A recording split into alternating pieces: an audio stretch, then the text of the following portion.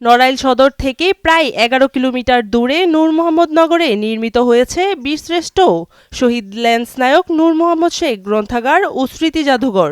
এছাড়া নূর মোহাম্মদের বসতভিটায় নির্মিত হয়েছে স্মৃতিস্তম্ভ। আমাদের এইখানে বীরশ্রেষ্ঠ নূর মোহাম্মদ গ্রন্থাগার হওয়াতে আমাদের গ্রামের এলাকার উন্নতি হয়েছে। তারপরে আমাদের এখানে একটা কলেজও হয়েছে বীরশ্রেষ্ঠ নূর মোহাম্মদ নামে। সরকারের কাছে আবেদন করব যে আমাদের এইখানে বীরশ্রেষ্ঠ নূর মোহাম্মদ নামে এই হাই স্কুল। ভবিষ্যৎ হোক নিরাপদ, বিনিয়োগ হোক বিশ্বস্ত, আর আমার পছন্দ সল্ট বে। ওয়েলকাম টু সল্ট বে। গ্রন্থাগার কলেজটা যাতে উন্নতি হয়, এটাই আমাদের সরকারের কাছে আবেদন। তবে দীর্ঘদিন সংস্কার কাজ না করায় খসে পড়েছে স্মৃতি জাদুঘরের পলেস্তারা। ভেঙে গেছে জানালা, নেই টিউবওয়েল ও পানির ব্যবস্থা। এই প্রতিষ্ঠানটা দীর্ঘদিন মেরামত করা হয় না। মেরামতের অভাবে এখানে পানি ব্যবস্থা দুর্বল, এখানে সুপেয় পানির ব্যবস্থা নেই। এখানে দর্শনার্থীরা আসলে তাদের ওয়াশরুমেও যথাযথভাবে ব্যবহার করতে পারে না। এখানে কর্মচারীর অভাব, বইগুলো একজনের দ্বারা রক্ষণাবেক্ষণ করা সম্ভব না। এখানে একজন স্থায়ী লাইব্রেরিয়ানের প্রয়োজন। প্রয়োজন দুটো শিক্ষা প্রতিষ্ঠান গড়ে উঠেছে, আমরা এটাকে নিয়ে গর্ববোধ করি। এদিকে নূর মোহাম্মদ গ্রন্থাগারে লাইব্রেরিয়ান নেই প্রায় ৪ বছর। পত্রিকা সরবরাহ বন্ধ ৩ বছর যাবৎ। একজন কর্মচারী দিয়েই চলছে সব কার্যক্রম। সবকিছু মিলে আমি একাই জনবল। মাঝে মধ্যে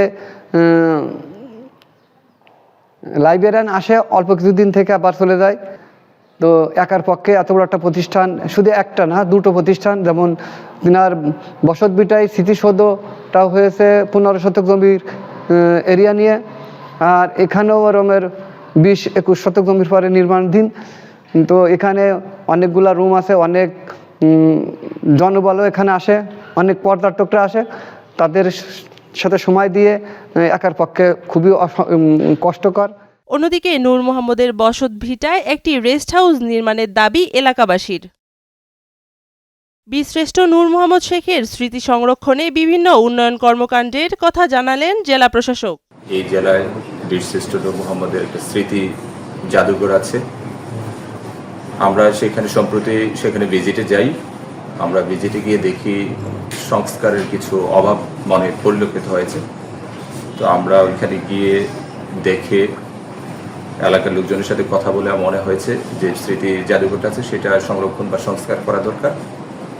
আর তার যে স্মৃতি ফলকটা আছে সেই স্মৃতি ফলকের চতুর্দিকে বাউন্ডারির অভাবে সেটা নষ্ট হয়ে যাচ্ছে। আমরা একটা পরিকল্পনা নিয়েছি জেলা পরিষদের পক্ষ থেকে, আমরা ওইখানে একটা বাউন্ডারি করে সেই স্মৃতিটাকে সংরক্ষণ করে এটা যাতে মানুষ এসে ভিজিট করতে পারে সেরকম একটা ব্যবস্থা করার আমাদের একটা পরিকল্পনা আছে। আমরা হয়তো শীঘ্রই সেটা শুরু করব। এদিকে জাতির শ্রেষ্ঠ সন্তান বীরশ্রেষ্ঠ নূর মোহাম্মদ শেখের জীবনাদর্শ ও স্মৃতি সমুন্নত রাখতে সব ধরনের পদক্ষেপ নেয়ার কথা জানালেন নড়াইল ২ আসনের সংসদ সদস্য আতাউর রহমান বাচ্চু।